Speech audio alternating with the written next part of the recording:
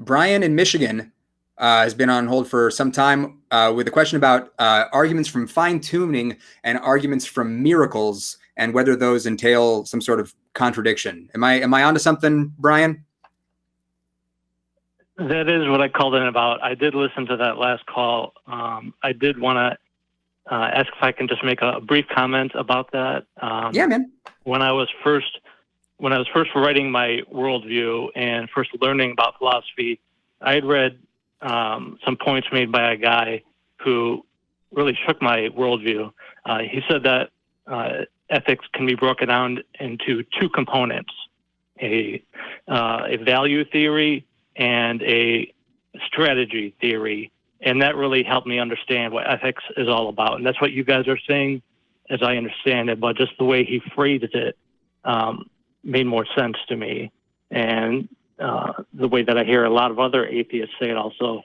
So if, for instance, if sexual raping, if we all, it carries a certain feeling or emotion with it, and if we desire that emotion, then the correct way to pursue that emotion, or the most efficient way to pursue that emotion, is to raping people and trafficking people, for instance. So in that case, yes, trafficking and raping would be correct. But since we don't desire that feeling, then no, that is not the right way to go about it. So first we have to decide, what do we want to happen? And then once we figure that out, then we figure out, okay, what is the laws of the universe? What is the cause and effect rules of the universe that will efficiently make that happen? And so that's how we determine what we should do.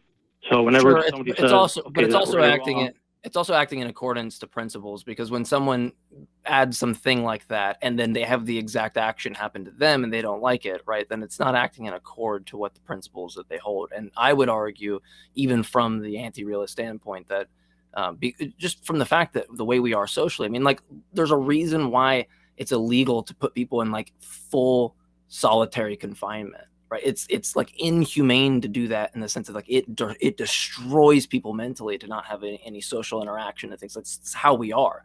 It's how we've developed. Mm-hmm. It's hard for me that even on that perspective, for someone to say like, well, it's right in respect to the goal. You can say that, right? But the thing is the principle won't apply consistently to you or to other things that you care about.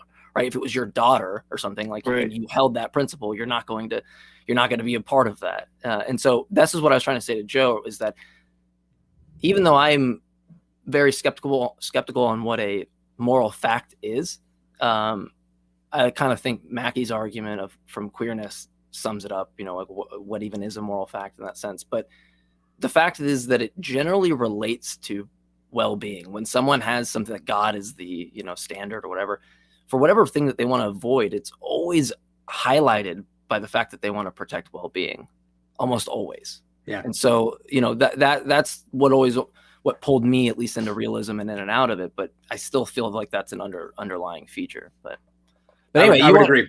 You wanted to talk about fine tuning and miracles. Miracles. Yeah. Yes. So those two arguments by themselves each have flaws. As apologetic arguments for God and Christianity in particular. Yeah, no, we know. Yeah. Yeah. Yeah. I was being a smart ass, because when you said there were flaws, I acted like that was a surprise to me. But yeah, they do. Please continue. I shouldn't have derailed everything there. No, that's right. So they are each individually flawed by themselves, but it also seems to me that they're flawed, or that they contradict each other. So you can't, if you're a Christian, you couldn't consistently employ both of those arguments, because the fine-tuning argument basically says that the universe is set up with the exact laws of nature, and so that if it was anything else but what they are, then we wouldn't be here. Right. And so God must have designed it to be exactly this way. Right. However, when you say that God made a miracle, that's basically saying that God violated the laws of nature, because the laws of nature were unable to accomplish some task that he originally wanted to make happen, right? So you can't consistently hold those two positions.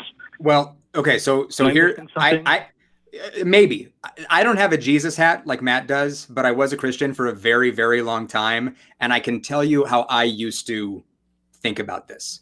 Is this idea would be that yes, God created everything and set the rules of the game in motion, and as the top dog here, the rule giver, that God reserves the right to suspend those rules when it serves his purposes.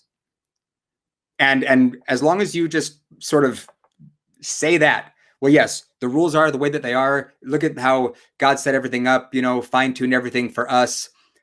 But that means God also has the power, to suspend those rules. It'd be like if somebody designed a game, but was also able to build in cheat codes. To me, the bigger issue is just the fine tuning on the face of it. We don't know there's a fine tuning problem in relation to life. We know that if we change certain constants, things would change differently. Yeah. That doesn't necessarily mean that things are fine tuned from life. That's just an assertion. Yeah. And worse than that, like, I don't know what God, like, what the reason why I guess the fine tuning thing is, like, I don't know what God would even care about what atoms and particles are doing in the first place, right? Like, that seems like something you would expect in naturalism and not that. But given that like, we just grant that God's created, atoms interacting in certain ways and that this is a thing, well, then the argument from the theist could be, well, that's in place for when miracles happen. They kind of go against these, the behaviors of particles and things like that. And it kind of stops that. Yeah. So I could see someone working around that argument. Look, there's any way to make an excuse, as we've seen with what we talked about at the very beginning with the vaccine and anti-vaxxers. People can spin anything the way that they want to.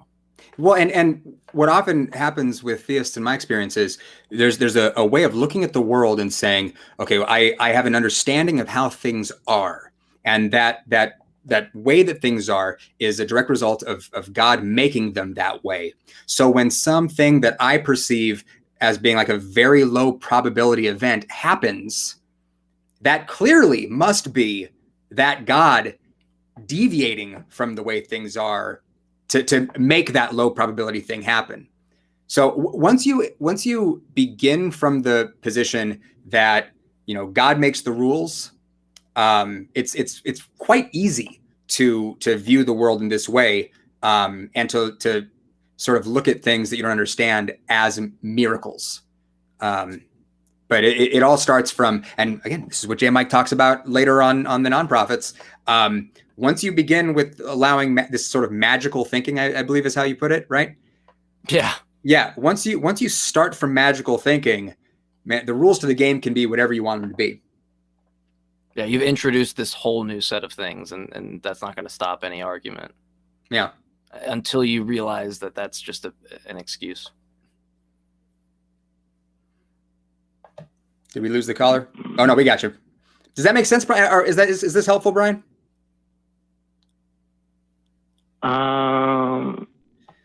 Still trying to process it, and that's not your fault. I have epilepsy, and it gives me some cognitive deficits, so it takes me a little bit longer to think about it. I wouldn't refer to them as deficits, my man. The bottom line is, like, you're looking at a sort of an unreasonable position and going, hey, that's unreasonable. So yeah, you're onto something. But for the same reasons it's unreasonable, you can use that criterion to justify, or at least quote unquote justify it from their perspective. I would, if I was you, I'd look into it and go, what's the actual logical contradiction between the two, and try to diagnose that. Because on the face of it, I could see where you're coming from, but I don't see what stops somebody once they've allowed magic into their thinking in the first place. I would say it's unreasonable, but not necessarily contradictory.